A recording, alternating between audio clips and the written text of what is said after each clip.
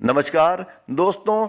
बिहार विधानसभा चुनाव के आखिरी और तीसरे चरण का मतदान समाप्त हो चुका है। बिहार में कुल 243 सीटों का चुनाव हुआ है। बिहार में 10 नवंबर को वोटों की काउंटिंग होगी और नतीजे आपके सामने होंगे। लेकिन चुनाव नतीजे आने से पहले ही अधिकतर टीवी चैनल ने अपने अपने एग्जिट पोल सर्वे जारी कर दिए हैं। इन सर्वों की माने तो नीतीश कुमार की सत्ता जाती दिखाई दे रही है और तेजस्वी यादव सत्ता में आते दिखाई दे रहे हैं। भाजपा गठबंधन के दिग्गज नेताओं के सामने एक 30-31 साल के कम तजुर्बेकार तेजस्वी यादव का आगे दिखाई देना अचंभित करता है। वहीं ये मोदी जी के जादू पर भी सवाल खड़ा करता है। तो आइए जानते हैं बड़े बड़े चैनल के सर्वे क्या कहते हैं। दोस्तों, अगर ये वीडियो आपको अच्छी लगे तो मेरे चैनल को सब्सक्राइब करके मेरा उत्साह जरूर बढ़ाएं और कमेंट बॉक्स में अपनी राय लिखना ना भूलें।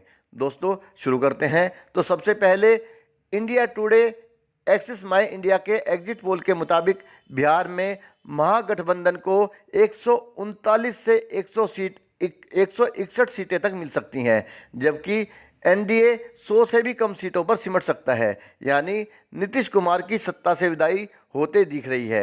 एग्जिट पोल के अनुसार इस बार एनडीए सिर्फ 69 से 91 सीटों के बीच में सिमट सकता है।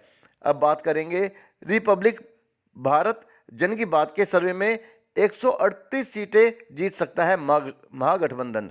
बिहार चुनाव को लेकर रिपब्लिक भारत जन की बात के एग्जिट पोल में महागठबंधन 138 सीटें जीत सकता है।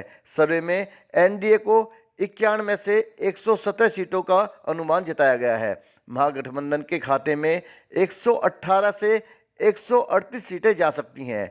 एलजेपी को 5 से 8 सीट का अनुमान दिखाई दे रहा है। अन्य को 3 से 6 सीटों के बीच में मिलने का अनुमान है। अब बात करेंगे टीवी 9।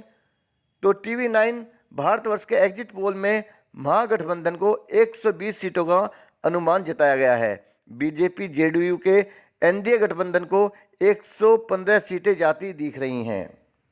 चिराग पासवान की पार्टी एलजेपी को 4 सीटें और अन्य के खाते में भी 4 सीटें जाने का अनुमान है।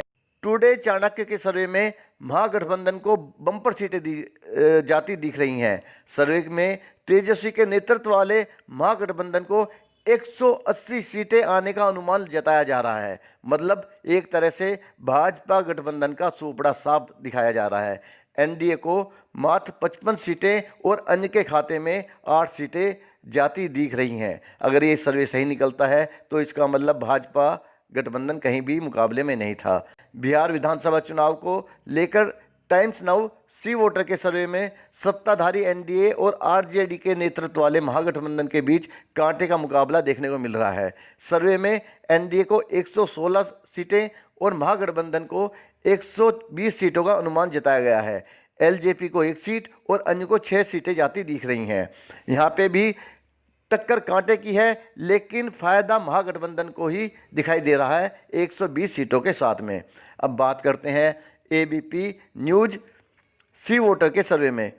तो इस सर्वे में एनडीए को 104 से 128 सीटें, महागठबंधन को 108 से 131 सीटें।